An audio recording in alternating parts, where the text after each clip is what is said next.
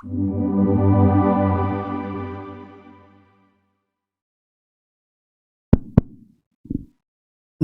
tassa bhagavato arahato sama sambuddhassa. Namo tassa bhagavato arahato sama sambuddhassa. Namo tassa bhagavato arahato sama sambuddhassa. Terpujilah Sang Bhagawa yang Maha Suci, yang telah mencapai penerangan oleh diri sendiri.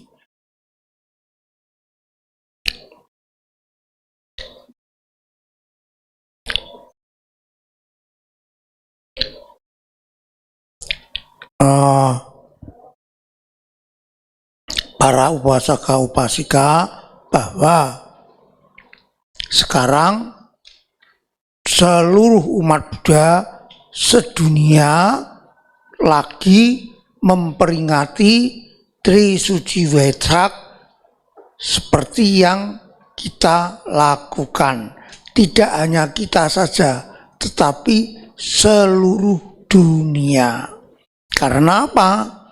Karena memang ajaran Buddha adalah ajaran yang sudah tua, 2570 tahun.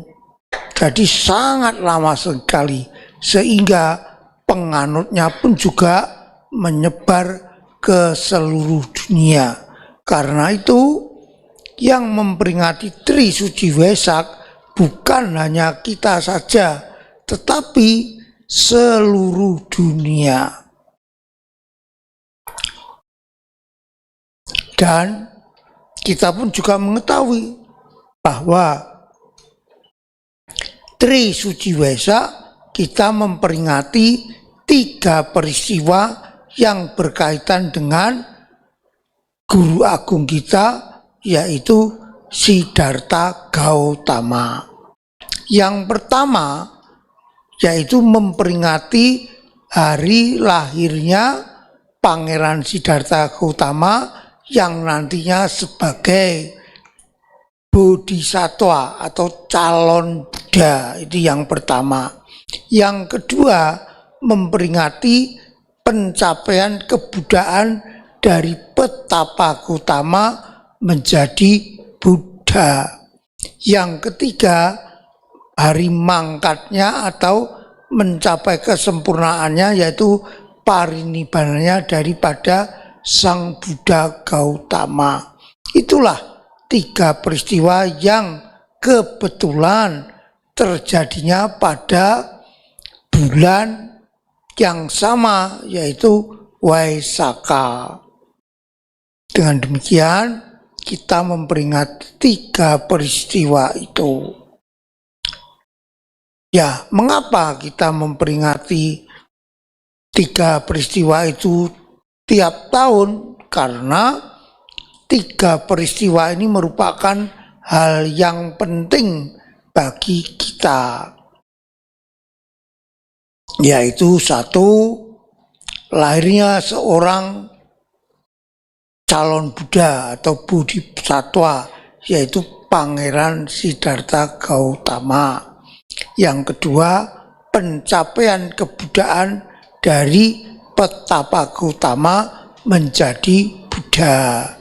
Yang ketiga, mencapai kesempurnaannya atau parinibbana dari Sang Buddha.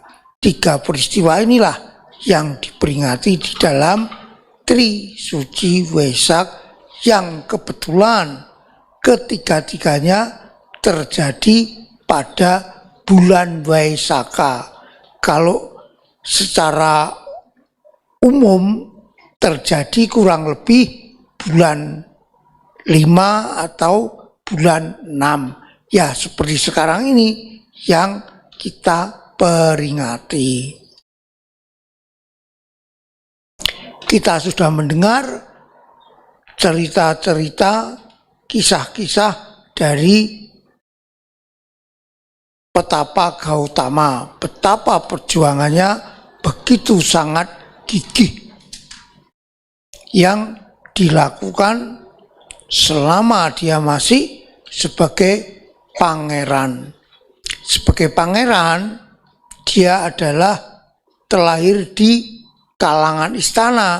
Tentunya hidupnya pun adalah tidak menderita, tetapi dia hidup di dalam keadaan yang bergelimangan dengan kebahagiaan, makan cukup, pakaian baik, tidak kedinginan, tidak kelaparan. Tetapi setelah dia memahami apa yang disebut duka, yaitu penderitaan, maka dia mulai meninggalkan istana untuk mencari obat penderitaan ini.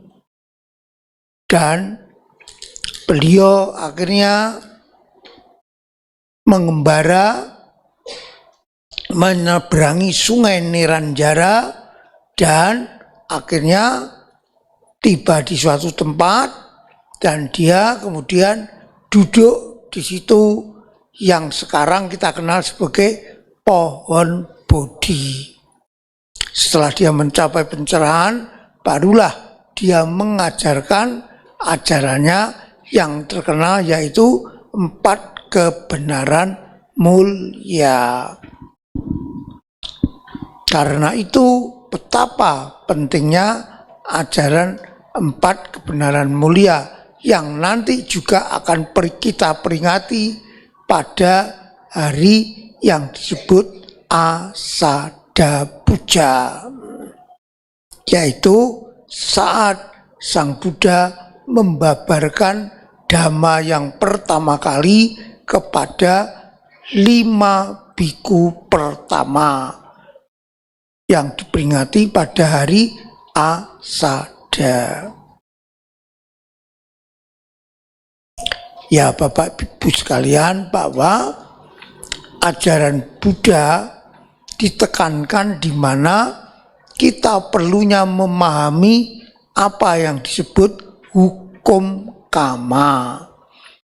Kalau kita memahami hukum kama, maka boleh dikata kita memahami ajaran Buddha dan juga bisa melaksanakan dengan baik. Karena ajaran hukum kama adalah ajaran utama. Intinya adalah siapa yang berbuat kebaikan, dialah yang mendapat kebahagiaan. Sebaliknya, kalau dia berbuat kejahatan, merugikan diri sendiri ataupun makhluk lain, maka yang kita peroleh adalah penderitaan. Dan di dalam ajaran Sang Buddha pun juga, Sang Buddha mengatakan bahwa penderitaan yang kita alami ini bukan tidak ada sebabnya. Ada sebabnya, tidak lain adalah apa yang disebut tanha. Tanha adalah nafsu keinginan yang terus-menerus bergulir tanpa henti. Bagaikan kita kalau haus, justru kita minum air laut, bukannya hilang rasa dahaganya, tetapi justru tenggorokan kita menjadi kering dan menjadi haus. Itulah sifat daripada tanha. Karena itu perjuangan kita yang utama adalah menghancurkan tanha ini. Sang Buddha telah menerangkan secara singkat bahwa di dalam diri kita terdapat 3 kekotoran batin yang disebut kilesa. Apakah 3 itu? Kalau Anda sekalian mengetahuinya dan bisa mengatasinya, maka penderitaan di dunia ini bukanlah masalah bagi Anda.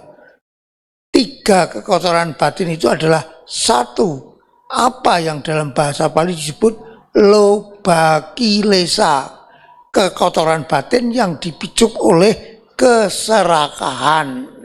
Semua orang memilikinya. Sebetulnya itu wajar kalau tidak berlebih-lebihan atau kalau kita bisa mengendalikannya. Tetapi ternyata dalam kehidupan kita ini tidak ada atau tidak bisa mengendalikannya. Hanya seorang arahat yang telah mengetahui dan bisa mengendalikan loba kilesa itu. Yang kedua adalah dosa kilesa, yaitu kekotoran batin yang dipicu oleh kebencian. Sedangkan yang ketiga adalah moha kilesa atau kekotoran batin yang dipicu oleh ketidaktahuan atau sering disebut kebodohan. 3 inilah kekotoran batin yang perlu kita perjuangkan, kita kikis satu demi satu, walaupun dalam waktu yang lama, mungkin bahkan dalam beberapa kehidupan. 1, loba kilesa. 2, dosa kilesa. 3, moha kilesa. Secara singkat, Sang Buddha menerangkan bagaimana cara kita mengikis, mengurangi loba kilesa, yaitu dengan cara kita gemar berdana, gemar berbagi kepada semua makhluk yang kekurangan. Karena itu, kalau kita memiliki apapun yang bagi kita ada lebih atau kelebihan, kita hendaknya mau berbagi, suka berbagi, rela berbagi kepada mereka yang mau kita bagi. Kadang-kadang ada orang atau makhluk yang tidak mau kita bagi. Karena itu mengikis kekotoran batin berbentuk loba itu juga sangatlah sulit, tidak mudah.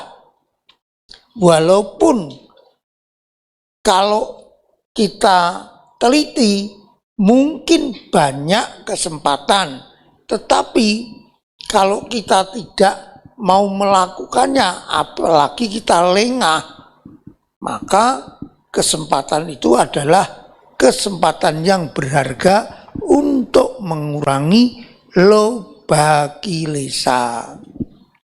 Kalau loba kilesa itu sudah berkurang, maka penderitaan kita pun juga sangat banyak berkurang. Karena apa? Penderitaan di dunia ini adalah dari keserakahan kita. Karena banyak keinginan kita, maka banyak juga penderitaannya. Sang Buddha pernah memberi nasihat kepada Ibu Wesaka. Ibu Wesaka memiliki putra yang banyak, 10 putra. Setiap putra juga memiliki 10 putra lagi. Jadi beliau memiliki 1000 cucu. Suatu saat cucunya yang tersayangi meninggal. Karena dia sedih, maka dia menghadap ke Sang Buddha. Kemudian menceritakan, kemudian Sang Buddha mengatakan, itulah Wesaka yang disebut kemelekatan. Orang kalau sudah terkena kemelekatan, ya pasti akan berakhir dengan penderitaan. Kalau kamu punya 100 kemelekatan, akan memiliki 100 penderitaan. Kalau kamu punya 10 kemelekatan, akan menjadi 10 penderitaan. Kalau satu, ya satu. Kalau tidak ada, ya tidak ada. Jadi setiap kita ada kemelekatan, ujung-ujungnya pastilah nanti ada penderitaan karena kemelekatan kita terhadap barang yang kita cintai tersebut. Karena itu hendaknya kita sering merenungkan betapa segala sesuatu bersifat tidak kekal, mudah berubah. Kalau saatnya nanti tiba berubah dan kita sudah sering merenungkan itu, maka kita sudah ada persiapan di dalam batin kita dan kita menjadi tidak begitu menderita. Karena hal itu adalah hal yang wajar. Di mana setiap ada kemelekatan, pasti ujung-ujungnya adalah adanya suatu penderitaan. Contoh yang paling mudah, kalau Anda tidak begitu memahami kemelekatan, bisa Anda coba, bisa Anda lakukan, sehingga Anda bisa memperoleh bukti bahwa kemelekatan itu adalah hal yang menderita. Anda semua kan tahu tensoplas. Saat ada luka, Anda mungkin menutup luka itu dengan tensoplas.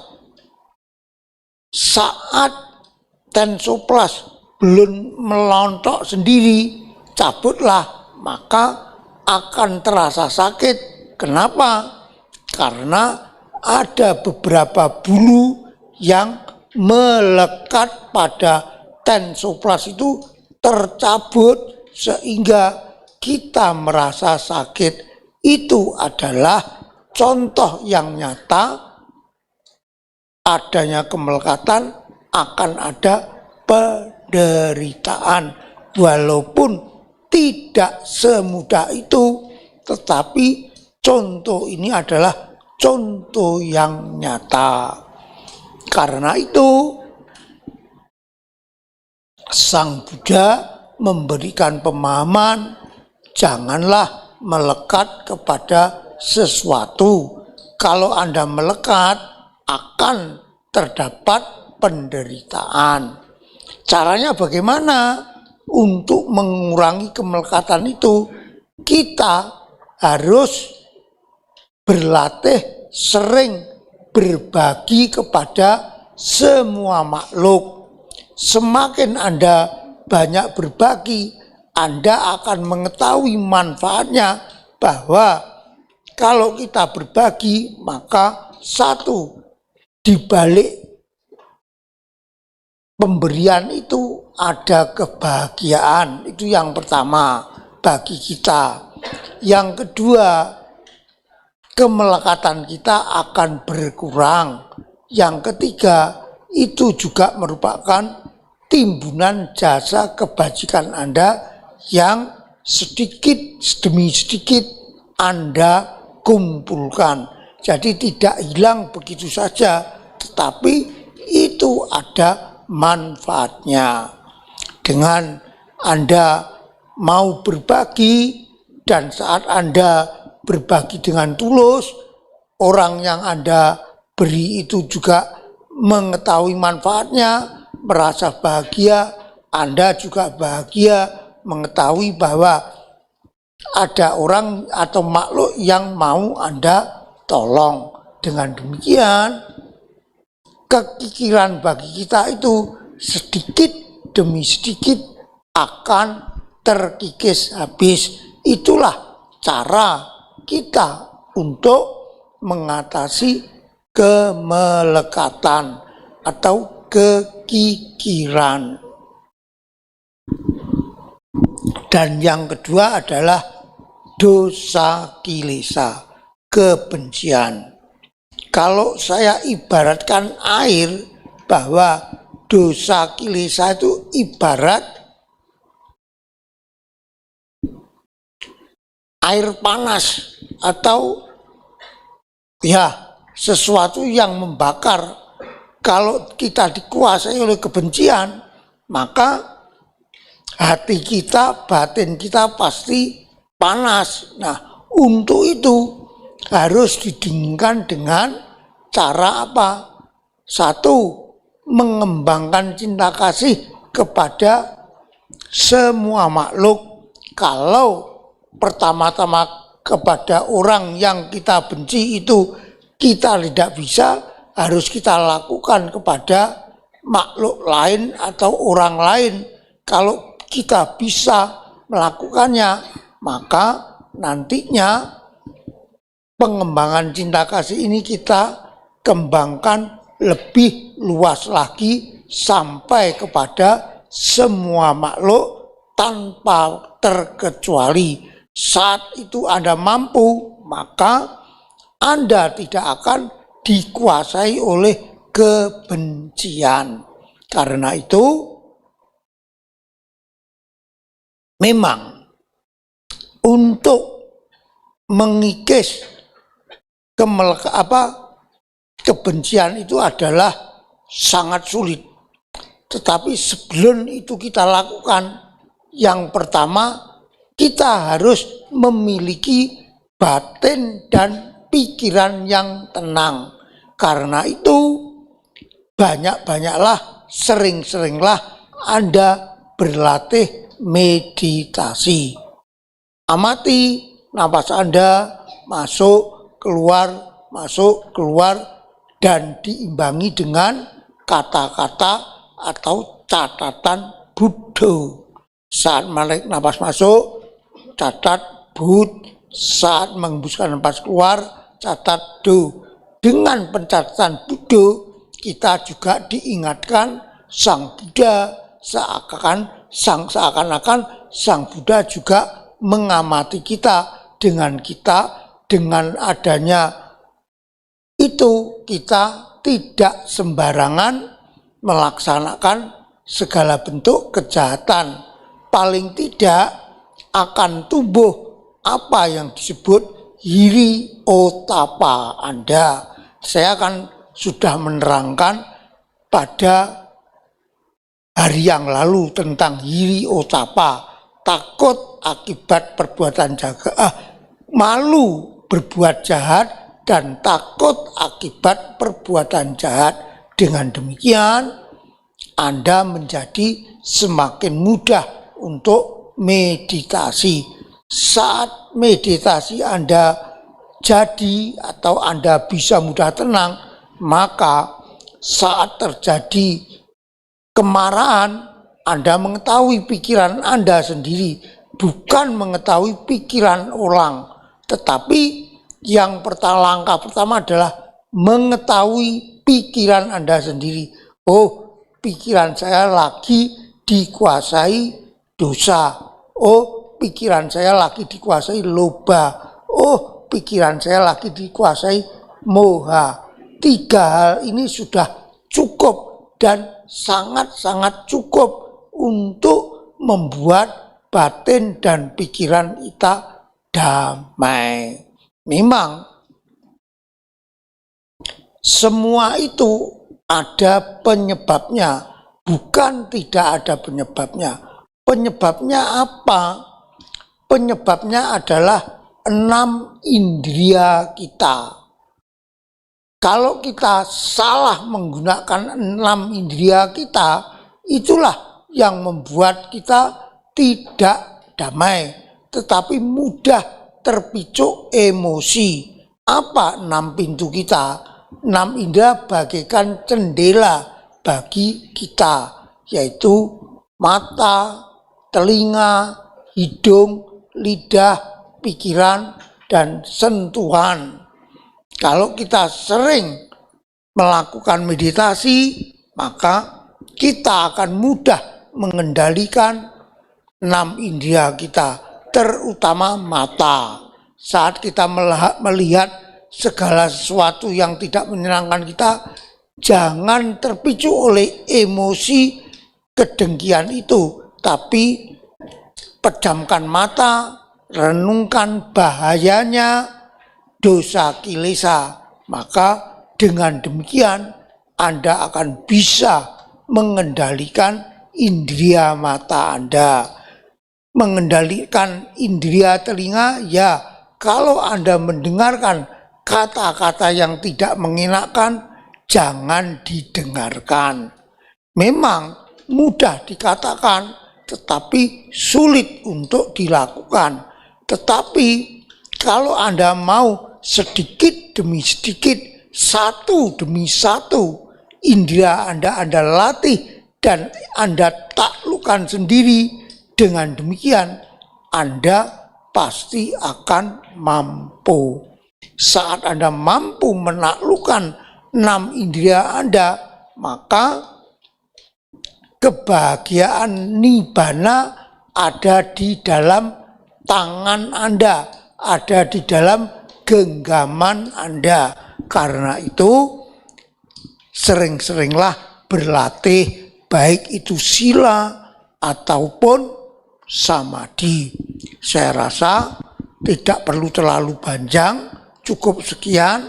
Saya ucapkan sabi sata bhavantu sukhitata, semoga semua makhluk hidup berbahagia. Sadu, sadu.